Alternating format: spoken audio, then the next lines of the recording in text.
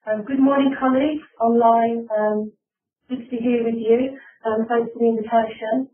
I want to talk to you a little bit today about a recent pilot I've run, which was with teachers for their professional development, and it's through an eportfolio system which is called REfLECT Plus, and I'll talk to you a little bit about that as we go through. I would like to leave obviously time for questions, so I'm hoping to talk for about 10 or 15 minutes, and then I'm very happy to take questions from you.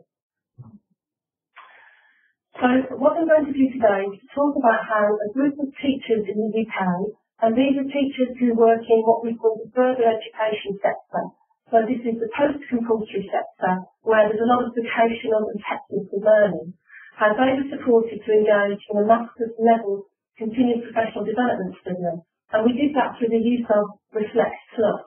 And REfLECT Plus is a personal learning system. I'm very clear about it. It's not simply an eportfolio system. It's a personal learning system that's offered to all members of the Institute for Learning. And the Institute for Learning is a professional body, it's a voluntary body for teachers in further education in the United Kingdom. So just really to give you a little bit of context about the work that we've been doing at the University of Wolverhampton. I'm the head of department for post-compulsory education, and we provide teacher education for teachers who are going to work in the post-compulsory sector, but also continuous professional development opportunities. Now, the sector doesn't all have graduates in teaching. There are many people who are undergraduate level, so they require undergraduate topic degrees. And then those with a degree, we offer a master's level and doctoral study. So that's just to give you an idea of the work that we do. The University of Wolverhampton is in the Midlands. I've tried to find a map of the UK that actually has Wolverhampton on it, and I couldn't find one. We're above Birmingham. We are about 10 miles north of Birmingham, and we are very proudly a West Midlands university, about 22,000 students, a lot of part-time students, non-traditional students. We are a widening participation university. We have lots of students who come to us then first in their family to go to university. So lots of lifelong and life-wide learning. We have eportfolio system in the university. It's called TablePad, and REfLECT is a version of TablePad for 10 years. And I've been working with it for the last 10 years on teacher education programs. Recently, we've got into partnership with the Institute for Learning as a professional body. And the work that I've been doing for the Institute for Learning is part of our research centre, which is CRANE, which is the Centre for Research and Development in Lifelong Education. And the partnership with the IFL is very much based upon us engaging in research and developmental work. And so what the IFL wanted was for us to create some meaningful professional development opportunities for their members, and their members are national, so we have to think about how we could support this in a blended manner.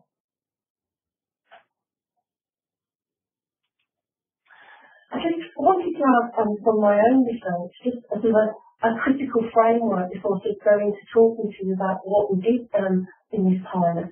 I'm very influenced by Richard Winter's work, where he talks about the notion of story or narrative, and I think that the potential in eportfolios for a narrative-based approach, or for the use of pictures and conversations, as the second quote says, is absolutely vital to consider in our work with eportfolios.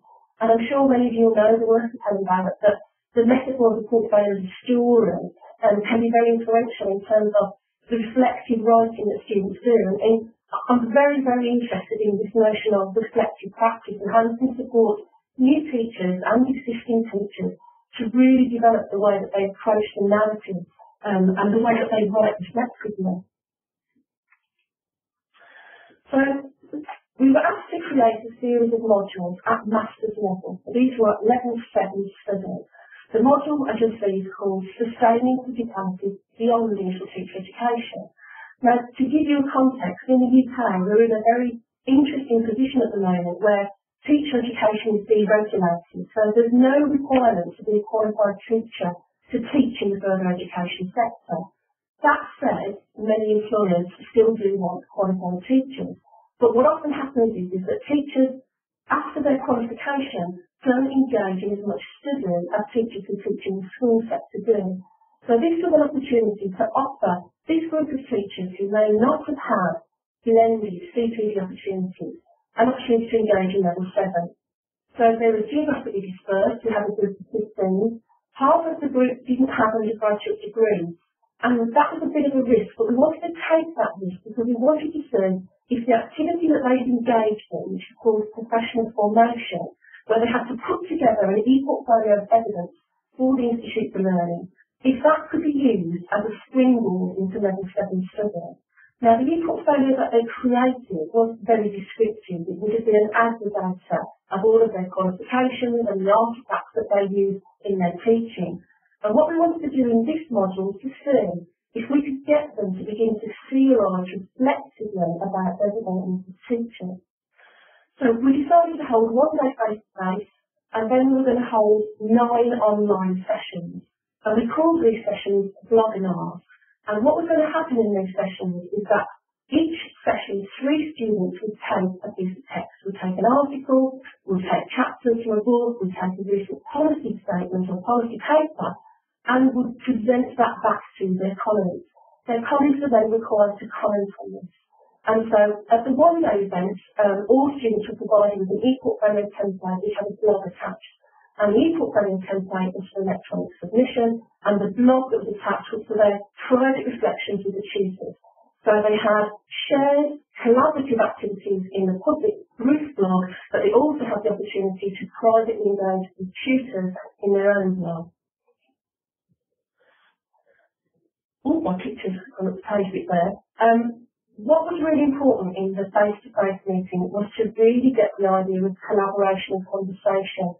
So we did a lot of work with the group. We made collages, we had lots of talking about what it means to write and think reflectively. And so by the end of the first day, a really good bond had developed within the group that they wanted to collaborate and they wanted to communicate with each other. The work that we've done with ePortfolio has very much been focused on the use of a blog as a critical reflective space for both individuals and for groups. And we've had lots of success in supporting undergraduates and postgraduates to become much more critically reflective on using the blogging tool. So what we launched in the first week, which you'll see here, that we wanted them to read this chapter, and then we wanted them to engage in what these questions that were going to get them to think about their role as teachers. So they left the first session very aware that our expectations were that they would engage with each other on the blog while they were creating their individual portfolios for submission. What's really important to me is that I model the practices that I'm asking my students to engage in. And so here is my teaching portfolio. I always have a teaching portfolio. I present to students the artefacts and the readings in a way that they will find accessible. The way that we approached this module, and wanted it to be as easy as possible because these students were all over the country. They were going to have limited support. They were often going to be needing support at different times of the day or night, so we wanted to be as easy to access as possible. So we put everything. And this is quite an interesting challenge because I've never taught so much online before. And I'm sure many of you will know from your own experience with online learning that the approach to it was having to think very differently about what the learning activities would do. And so before I used an approach was this webinar approach, as I call it, where I got set readings and I then asked the participants to present those readings online. And it worked successfully before in a blended fashion. So I wanted to experiment and see if it would work where it was much more than going to be 9 sessions online. What I was also very aware of, and as I said, we are a university that is used to non-traditional students. These are teachers who've been out of study for a long time, and I knew that some of them would be concerned about academic writing. And it was very important that we engage with those fears. But we also needed them to engage with the theory, because this was a master's level module. They needed to be engaging with the theory very, very quickly. So this was not going to be that we would just have gentle chats week by week and then they would then produce some science in 12. I needed to see evidence very quickly that they were engaging critically with the readings. And that's why critical is so important. This is not just description. And I wanted them to think about what level 7 thinking and writing looked like. Now what I also need to be aware of is the time that they've got. That what we agreed was that not everybody had to read everything. That was the point of having 3 in each room. That 3 members of the group would carefully read the articles, the chapters, or the policies, and would present them back to their peers for discussion. What was really surprising was actually how much more these participants did than they needed to. So what I put here are just some examples of the way that the conversations looked like. And I will go live in a moment to show you the way that it works. So my teaching eportfolio scaffolded the conversation, but the participants absolutely led on the discussions. There were a mixed group, and within the group there were people who studied online before, and I wanted those more experienced students, participants, to have an opportunity to take more of a leading and mentoring and coaching role in the group. That's exactly what did happen. And you'll see here that very quickly they're picking up the threads of each of these conversations, but the reason I wanted to use this example was that none of the conversations were ever closed. We did have a conversation about whether we should have a filling up at the end of each of the blocks, but what was decided by the group was they liked the idea that they could reflect on what had been said, they could go away, and they could come back later and add their thoughts. And what we found was that their reflection was growing incrementally and cumulatively because they were developing confidence. I have got permission from the students to take them to show you a little bit around his portfolio. So this is Phil. And Phil is a trainer tutor in the Royal Air Force. He has worked with University of Southampton programs for an undergraduate study and postgraduate study, and he's now in a position where he's almost completing his master's. What I'm showing you now, and I will take you in a moment, what I'm showing you now is Phil's eportfolio template. Very, very basic. We want to keep it as basic as possible for this pilot. So 2 pages. 1 page which is basically a holder of his academic assignment that he's going to submit at the end of the course, and another page which is his blog where he can record his reflections on the journey. So this is where I hope we're going to be able to go. Link? No, my link disappeared again. Is Ivan around? I did send Ivan my link. Has Ivan got the link at all? Anybody? Can you let me know? Because my embedded PowerPoint embedded link. Yeah. I'll tell you what, I'll go to it in the way. You just bear with me. Yeah, we can hear you. You need a link from the PowerPoint when it is converted to the web. Yeah, I'll find it in a minute. I'm not sure if you can. Let me just see if I can find it. See if you can see it. You can send it on the chat probably, and I can open it here. Okay, just 1 moment.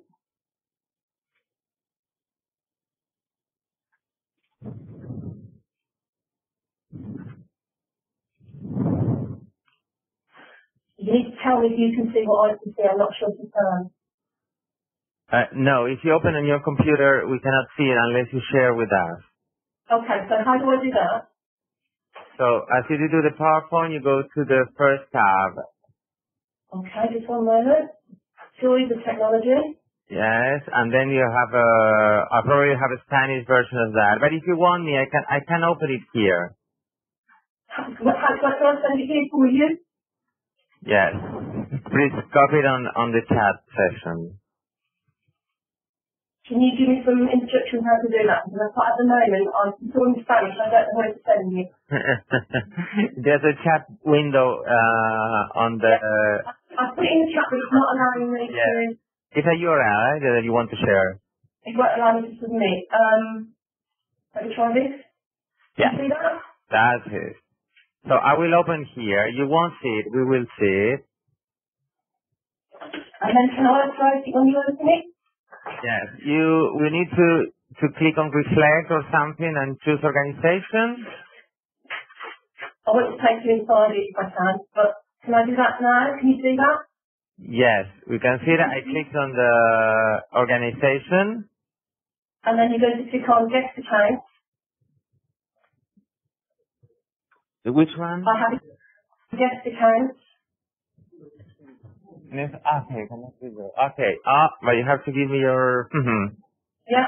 So the username is j.hughes2. I have an English guy assistant. Okay. Julie, it's Rob. Hello, Rob. How you doing? Isn't it interesting?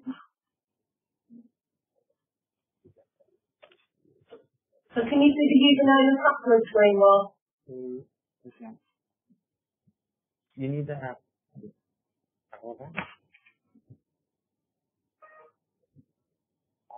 You got Hughes to act. Just at, and then it's Pebble 1, 2, 3.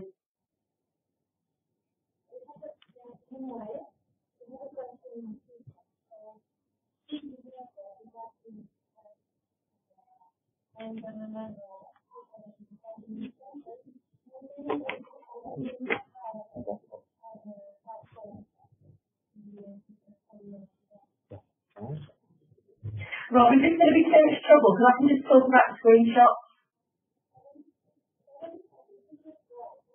Julie, can you hear me okay? I can. I think, should we abandon this one? I think it's not going to work. I'm happy to talk about the screenshot. Do you want to keep going for a minute or two, or do you want to opt out of it? So I'll just go back to the PowerPoint, I think, because I've only got 5 more minutes. Okay, alright, sorry about that. Alright. So if I just take you back to the example of Phil. She wants to send it. No. Is that okay? Can I continue now? Okay, just so we're back in there. Okay, we're back with your PowerPoint. Okay, thank you. Thank you for trying. So if I just take you back to this Phil's example, so all of the students would have the same template that was populated. What I can't show you, because I can't go in, is what was really important to Phil when he put together his assignments was that he was able to make links to, I will show you a screenshot in a moment, he was able to make links to his previous achievements. He was able to showcase his ongoing educational history. I'll come on to that one next. This one here, I just wanted to show you the role of the tutor. So each of the students have their own private blog that they share with the tutor. And it's very important in the work that we do here that students talk back to our feedback. So it's not a one-way street with feedback. And you'll see here that Phil has put some of his private reflections, and myself and a colleague, Julie Weil, have then come back in and commented. And you'll see that in my feedback to Phil, I'm trying to push him on further in his thinking, pushing him towards some further reading or some more ideas. And then later on in the conversation, he'll come back to me with his ideas on the suggestions that I've made. So that learning in these phases is iterative and it's ongoing.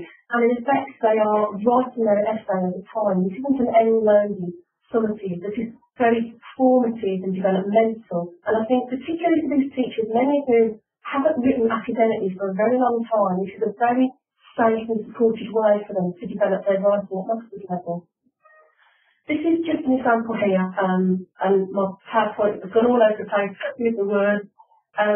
This is his essay that he submitted, but as you'll see, he's putting links in here to when he got his military qualification, when he got his undergraduate degree, when he got his teaching degree. But what he's done throughout it is he's weaved in the theory that we've been discussing as part of the master's level study.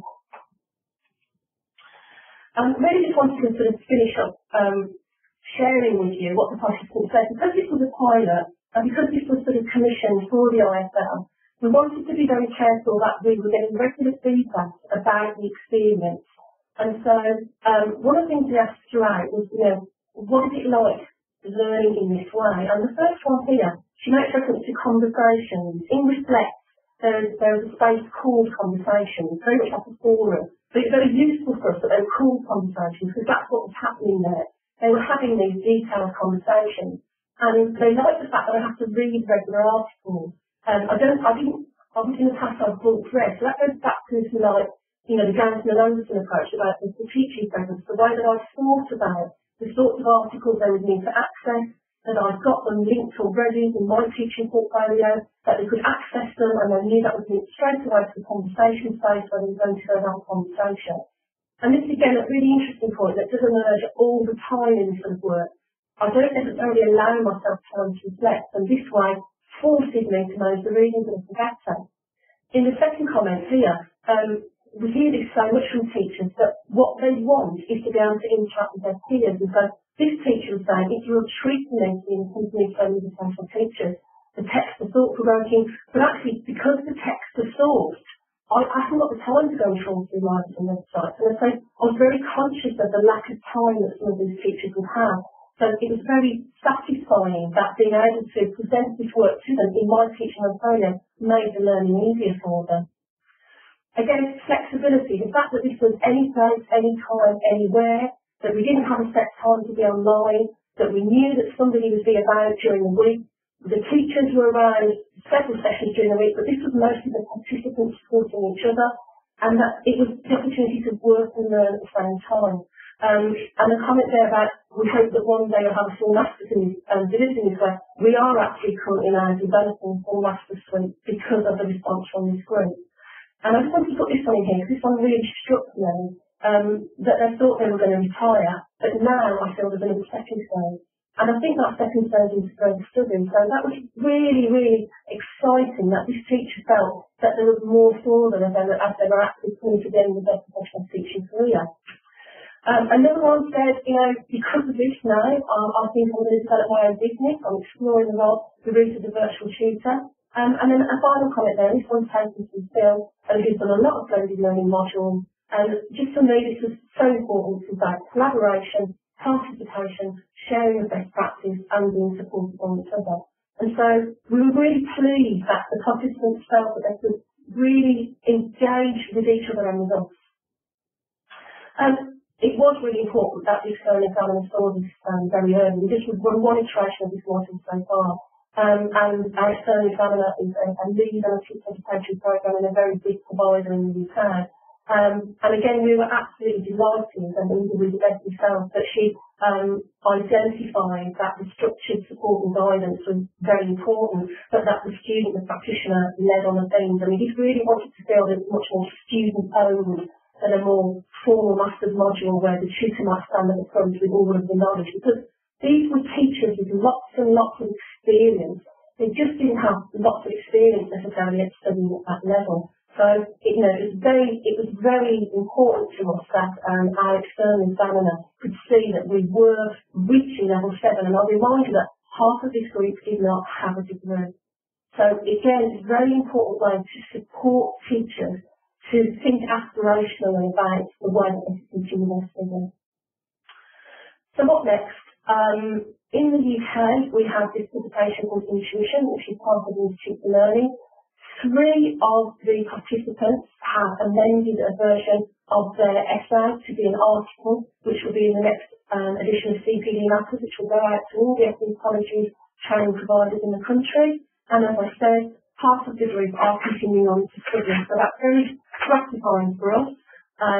We have another iteration of the module which will begin in June and another one which will begin in August. So we do think that this is an approach to supporting teachers' professional development which is going to begin to be more popular, and we are hoping to, as we say, develop further modules so that once students have gone through this module, they can then continue this line of study.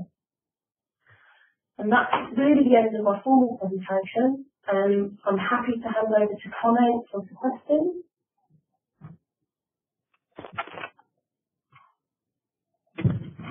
Thanks a lot, Darren. Questions from the audience? Sure, asking for questions Julie? from the audience.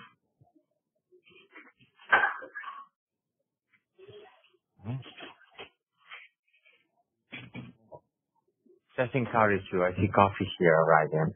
Yes, our coffee break has been delayed, and so people are, I think, hungry and in need of caffeination. Are any online comments or questions coming in?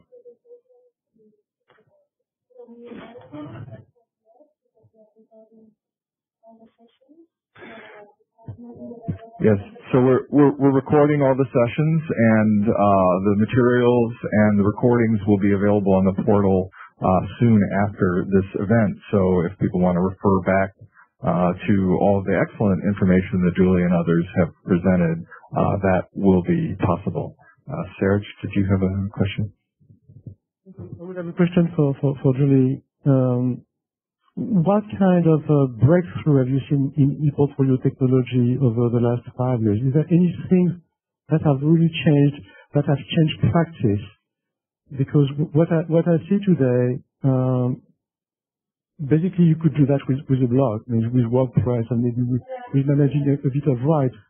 I don't see a real breakthrough in terms of new emerging technologies, for example, like a semantic editor. A semantic editor would make sense to support reflection, because you will be able to what you see is what you mean, instead of what you see is what you get, which is a traditional way of presenting an editor.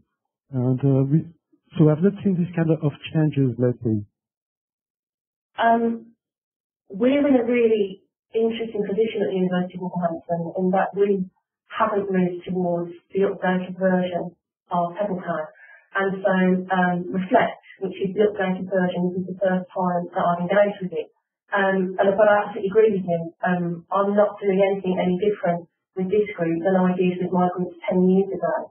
And so in terms of the tool that I use, as long as the tool fits my pedagogic purposes, I don't really mind what the tool is. But for these teachers, this is where they were required to engage in their CPD in this space, which is why we use this space. But I'm in my own practice, I would say that it's more about the tool fitting the practices and the need that we have in teacher education to evidence critical reflective practice. But I would agree with you, I don't necessarily think that that's moved on particularly.